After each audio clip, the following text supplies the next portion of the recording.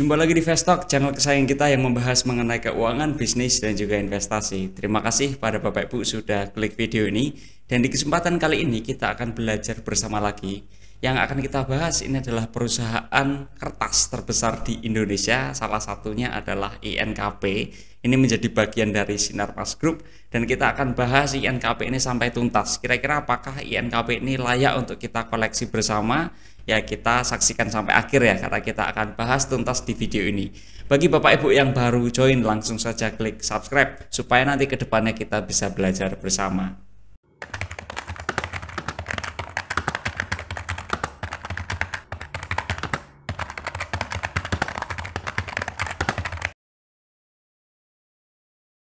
Kita langsung masuk ke pembahasannya Bapak Ibu. INKP atau PT Indah Kiat Pulp and Paper Tbk ini adalah perusahaan Indonesia yang bergerak di industri pulp and kertas. Didirikan pada 17 Desember 1976, INKP punya fasilitas produksi di Perawang, Serang, dan juga Tangerang dengan kapasitas produksi tahunan mencapai jutaan ton. Produksi yang dihasilkan oleh INKP ini seperti pulp atau bubur kertas, tisu, kertas fotokopi, kertas industri, kertas kemasan, kertas berwarna, dan kertas yang lainnya. Produksi Indah Kiat ini dipasarkan dalam negeri dan juga diekspor ke berbagai negara di Asia, Eropa, Amerika, Timur Tengah, dan juga Afrika. Sebagai bagian dari Asia Pulp and Paper atau APP, Sinarmas Group ya, INKP ini berkomitmen terhadap keberlanjutan dan praktik kehutanan yang bertanggung jawab dalam operasional bisnisnya. Sebagai sebuah organisasi, visi utama dari INKP adalah ingin menjadi yang terdepan di bidang pulp dan juga kertas, yang mana memberikan terbaik bagi pelanggan, masyarakat, para karyawan, serta pemangku kepentingan secara bertanggung jawab dan berkelanjutan. Misi utamanya ada 4 poin. Yang pertama adalah meningkatkan pangsa pasar di dunia. Yang kedua adalah menggunakan teknologi mutakhir dalam pengembangan produk baru serta penerapan efisiensi pabrik. Dan juga yang ketiga adalah meningkatkan sumber daya manusia melalui pelatihan. Serta yang keempat adalah mewujudkan komitmen usaha berkelanjutan di semua kegiatan operasional. Kalau kita lihat pemilik perusahaan dari INKP ini adalah yang terbesar PT APP Purinusa Eka Persada, yang mana PT APP Purinusa Eka Persada ini menjadi pemilik mayoritas dengan kepemilikan sekitar 57,12% ya. Dan kalau kita lihat penerima manfaat akhir dari INKP ini adalah Oi Chie Guan atau yang dikenal juga dengan Bapak Teguh Gandawijaya, yang mana sisanya setelah dikurangi dari APP, saham yang beredar di masyarakat itu sekitar 42,88% Bapak Ibu. Kita masuk ke struktur organisasinya. Tidak terdapat perubahan pada jajaran Dewan Komisaris serta jajaran Dewan Direksi dari tahun 2023 bulan Desember ya, atau per akhir tahun 2023. Dan jumlah komisaris serta direksi atau manajemen kunci kita sebutnya ini totalnya sekitar 14 orang, yang mana masing-masing terdiri dari 7 orang baik dari komisaris maupun direksinya.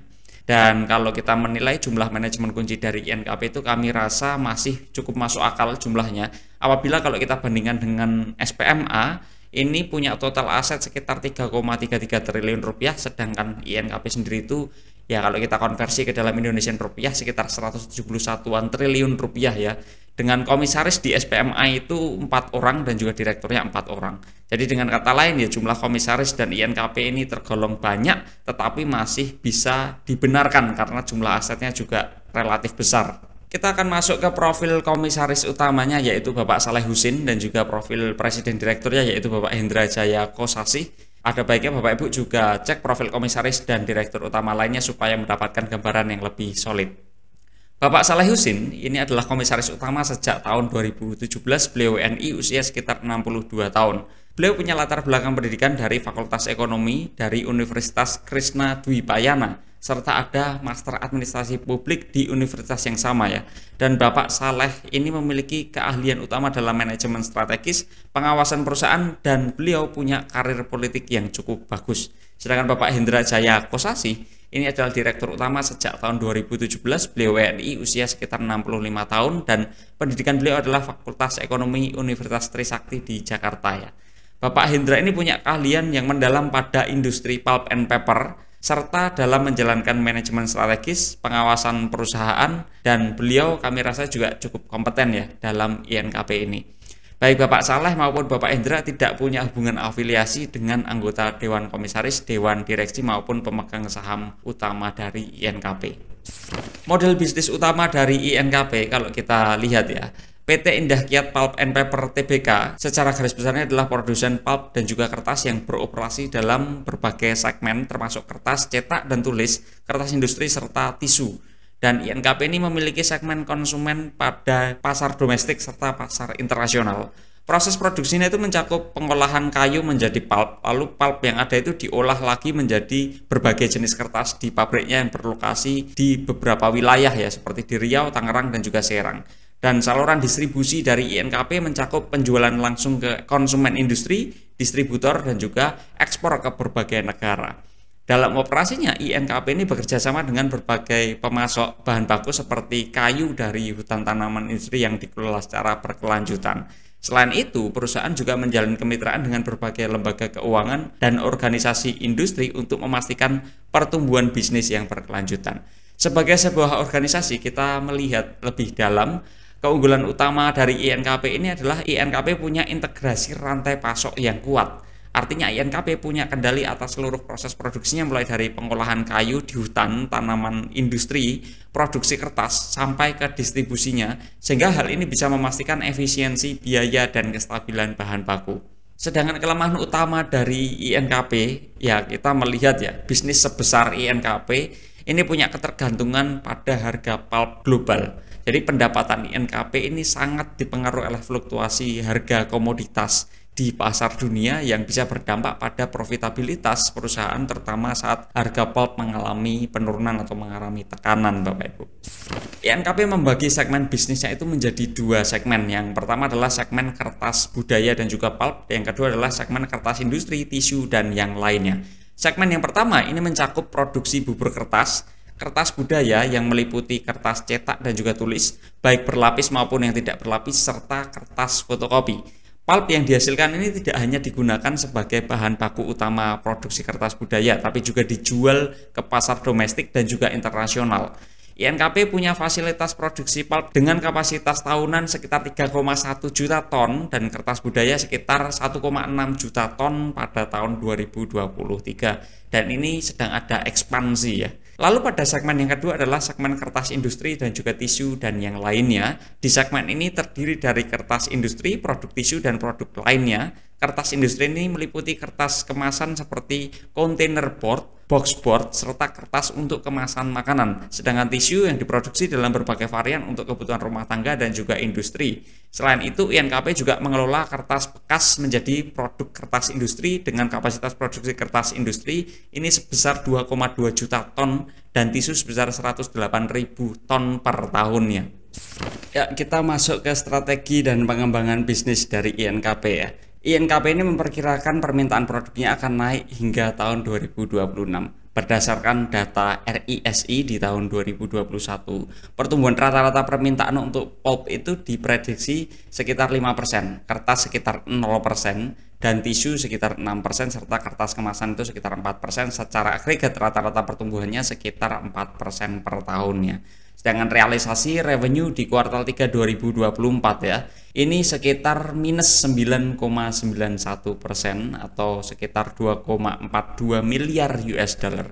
Sedangkan realisasi laba bersihnya ini turun lebih dalam lagi per kuartal 3 2024 kalau kita bandingkan dengan periode yang sama di tahun 2023, yaitu sekitar minus 29,53% atau capaiannya itu sekitar 226,10 juta US dollar. Ya, untuk mencapai target pertumbuhan agregat sekitar 4%, ada 4 strategi yang dikerjakan oleh manajemen dari INKP. Yang pertama adalah meningkatkan penjualan produk premium. INKP ini berupaya untuk meningkatkan kontribusi dari produk-produk dengan nilai tambah yang lebih tinggi seperti kertas khusus, tisu premium, dan juga kertas kemasan berkualitas tinggi sehingga profitabilitas bisa lebih optimal. Strategi yang kedua adalah ekspansi pasar ekspor. INKP berusaha memperluas jangkauan ekspor dengan menambah pelanggan dan negara tujuan baru untuk meningkatkan volume penjualan. Strategi yang ketiga adalah optimalisasi rantai pasok dan bahan baku. INKP terus memperluas jaringan pasokan baru bahan baku guna mendapatkan pasokan yang tepat waktu dan harga yang lebih kompetitif sehingga meningkatkan efisiensi produksi. Serta strategi yang keempat adalah efisiensi operasional dan peningkatan daya saing. INKP terus berinvestasi dalam modernisasi pabrik dan juga teknologi produksi sehingga INKP dapat mengurangi biaya tenaga kerja, meningkatkan kapasitas produksi serta mengurangi dampak lingkungan. Ya, kita masuk ke analisis laporan keuangannya. Kita bahas dulu di bagian neracanya Bapak Ibu ya. Di kuartal 3 2024, aset lancar ini posisinya yang paling dominan, ini sekitar 53,88% dari total aset, dan aset tidak lancar ya sekitar 46,12% dari total aset. Sedangkan pada posisi aset lancar sendiri yang paling dominan adalah piutang usaha dan juga kas serta setara kas. Piutang usaha sekitar 29,68% dan kas serta setara kas ini sekitar 27,01%. Pada sisi aset tidak lancar, ini didominasi oleh aset tetap, ini sekitar 78,50% dari total aset tidak lancar ya, serta ada uang muka pembelian aset tetap, ini sekitar 13,64%. Jadi ekspektasikan aset tetapnya akan bertambah ya, karena ada uang muka pembelian aset tetap. Lalu rata-rata aset tidak lancar ini tumbuh sekitar 2,43% per tahun sejak tahun 2013. Kita lihat neraca di sisi yang lain dari komponen modal dan juga utangnya. Per kuartal 3 2024, utang jangka pendek ini sekitar 20,50%, lalu utang jangka panjang ini sekitar 24,78% dan ekuitasnya ini sekitar 57,71%. Jadi sudah ekuitasnya yang paling dominan ya Bapak Ibu dari komponen asetnya.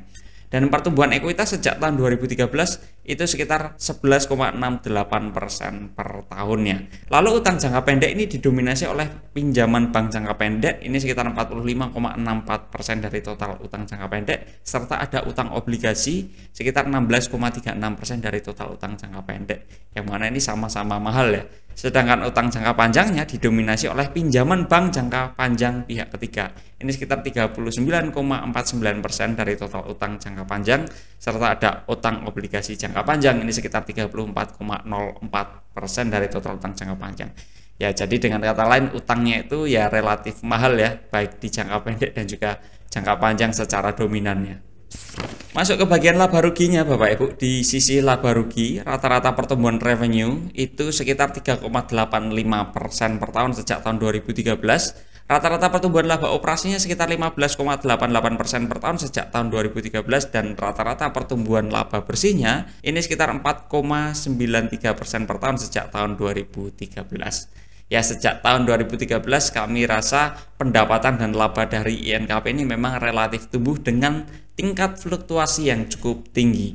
Ya, kita lihat kan memang relatif bertumbuh ya, tapi naik turunnya cukup signifikan tuh. Masuk di sisi kontribusi pendapatannya Bapak Ibu, kita bagi berdasarkan segmen bisnis yang mereka bagi tadi menjadi dua ya.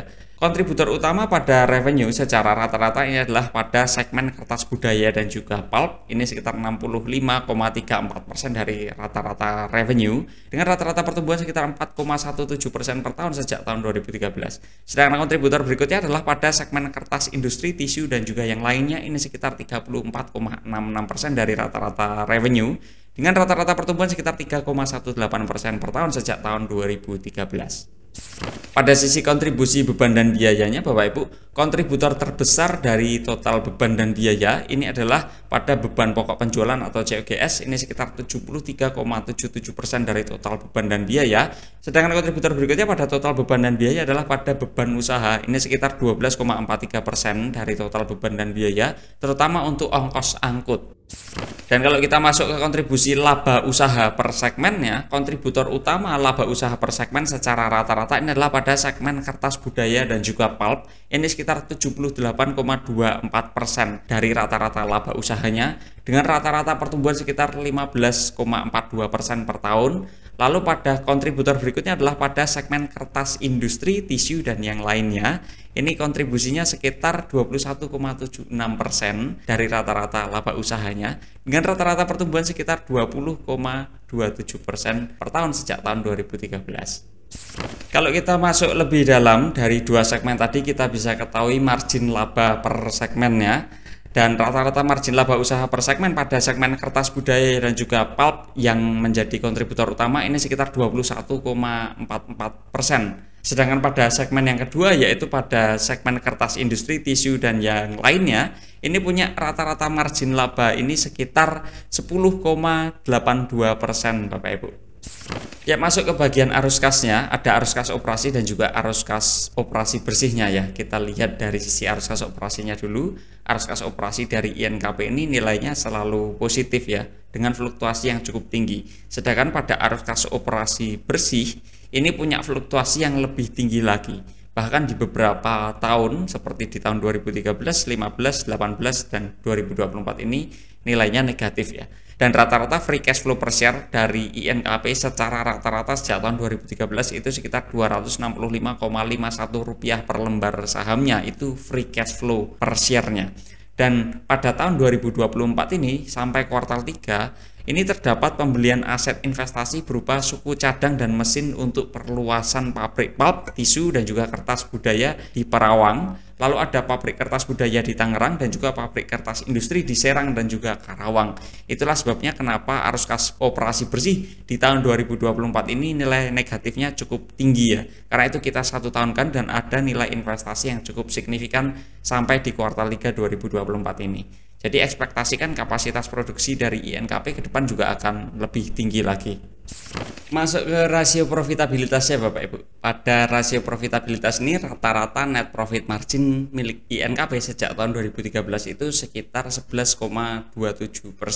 Sedangkan rata-rata return on equity dari INKP sejak tahun 2013 itu sekitar 9,24%. Dan rata-rata tingkat profitabilitas dari INKP ini berada pada tingkat yang relatif moderat dengan fluktuasi yang cukup tinggi. Ya sudah sewajarnya karena mengikuti harga acuan dari pulp global ya. Kita masuk ke rasio aktivitasnya. Pada sisi rasio aktivitas kita bisa ketahui bahwasannya INKP ini punya persediaan yang dapat diubah menjadi penjualan dengan periode waktu sekitar 57 sampai 76 hari. Artinya ya sekitar 2 sampai 2,5 bulan ya. Lalu INKP punya piutang usaha dengan rata-rata waktu penagihan menjadi kas ini dengan periode waktu yang cukup panjang, yaitu sekitar 77 sampai 205 hari Bapak Ibu. Ini sekitar 6 bulanan, bahkan 6 bulan hampir 7 bulan ya kalau 205 hari itu. Dan INKP punya waktu sekitar 39 sampai 54 hari untuk membayar utang usaha yang dimilikinya. Dan fasilitas kredit yang diberikan oleh INKP ini relatif cukup signifikan dengan periode waktu yang cukup panjang, sehingga perlu diperhatikan akun ini untuk periode waktu ke depan. Terutama kalau revenue naik tetapi piutangnya naik lebih tinggi, yaitu harus diwaspadai ya. Dan apabila ada akun-akun piutang tidak tertagih pada sisi laba ruginya, ketika itu berulang dan nilainya cukup signifikan, yaitu harus digarisbawahi itu. Masuk ke rasio likuiditasnya Bapak Ibu. Risiko dari rasio likuiditas dari INKP ini berada pada level risiko yang relatif rendah karena quick ratio di posisi terakhir itu di angka 243,44%, jauh di atas 100% ya. Dan ini pun secara gradual punya perbaikan dari tahun 2013. Sedangkan pada sisi rasio solvabilitasnya, secara umum risiko dari rasio solvabilitas INKP ini berada pada level yang relatif moderat ke arah tinggi risikonya. Ya walaupun angka debt equity ratio ini relatif menurun dan laba operasi per beban bunga itu juga relatif tumbuh dari tahun 2013 ya. Tetapi angka terakhir pada laba operasi per beban bunga ini masih berada pada level yang relatif berisiko, masih di bawah 3 ya. Pada sisi dividen yieldnya kita lihat dari dividen yield aksen dan juga dividen payout ratio. Dan kita lihat rata-rata dividen yield ini adalah tingkat dividen yang diperoleh kalau kita beli sahamnya di harga penutupan tahun tersebut. Rata-ratanya sekitar 1,08% per tahun. Sedangkan dividen yield aksen di sini yang dimaksud adalah tingkat dividen yang diperoleh kalau kita beli sahamnya di harga penutupan tahun 2013 dan rata-rata dividen yield aksennya sekitar 3,29% per tahunnya. Sedangkan rata-rata dividen payout ratio yang sudah kita adjust ini sekitar 5,32% saja. Artinya sebetulnya tingkat dividen yang dibagikan itu nominal dan prosentasenya tidak terlalu signifikan ya. Pada sisi valuasi kita ukur dengan dua metode, yaitu dengan discounted cash flow dan juga price brand. Kita hitung dulu yang discounted cash flow. Ada 5 asumsi utama. Yang pertama adalah cash flow per share kita ganti dengan earning per share. Estimasi earning per share yaitu sekitar Rp834 per lembar sahamnya. Discount rate-nya kita gunakan 15. Sebetulnya kalau teman-teman mau gunakan angka 12 juga masih oke ya. Walaupun solvabilitasnya kurang bagus, tapi di range 12 sampai 15 kami rasa cukup masuk akal lah. Lalu growth rate-nya menggunakan rata-rata sekitar 4,93% per tahun, dan terminal growth rate-nya ini menggunakan rata-rata sekitar 2,00% per tahun. Hasil perhitungannya itu sekitar Rp7.760 per lembar sahamnya. Sedangkan kalau kita ukur valuasi dengan metode price brand, kita gunakan PI ratio. Asumsi yang pertama, estimasi earning per share-nya sama di Rp834 per lembar saham, dan rata-rata PI rasionya itu sekitar 6,21. Ini sudah kita adjust. Yang mana rata-rata PI rasio 6,21 untuk kualitas bisnis seperti INKP, ya kami rasa ini dihargai murah oleh market ya. Dan hasil perhitungannya itu sekitar Rp5.179 per lembar sahamnya. Kalau kita tengok harga terbaru di 21 Februari 2025 ya, itu sekitar Rp6.375 per lembar saham. Ya, dari diskusi kita bisa peroleh 3 kesimpulan utama. Kesimpulan yang pertama adalah INKP ini perusahaan yang bergerak di subsektor barang baku industri perhutanan dan kertas, dengan bisnis utama adalah produksi kertas budaya, kertas industri, tisu, dan juga bubur kertas. INKP punya neraca yang cukup moderat, kemampuan mencetak laba bersih yang positif dengan fluktuasi yang cukup tinggi, arus kas operasinya positif tetapi juga berfluktuasi, serta tingkat dividen yang relatif rendah. Di harga saat ini Rp6.375, kami rasa INKP berada di bawah valuasi bisnisnya atau masih undervalued karena kita mengacunya dengan discounted cash flow-nya ya. Ya, itu tadi diskusi kita mengenai INKP. Kira-kira menurut teman-teman dan Bapak Ibu semua, INKP ini menarik atau layak untuk dikoleksi nggak? Coba drop di komen ya. Kalaupun teman-teman tidak tertarik ya nggak masalah juga sih. Ini kan terkait preferensi kita dalam berinvestasi ya. Ya, kita ucapkan terima kasih pada teman-teman dan Bapak Ibu semua setelah menonton video ini sampai akhir. Terima kasih juga telah mensupport channel ini. Dan tonton juga video-video kita yang lainnya. Serta sampai di video berikutnya Bapak Ibu dan teman-teman semua. Terima kasih dan selamat siang.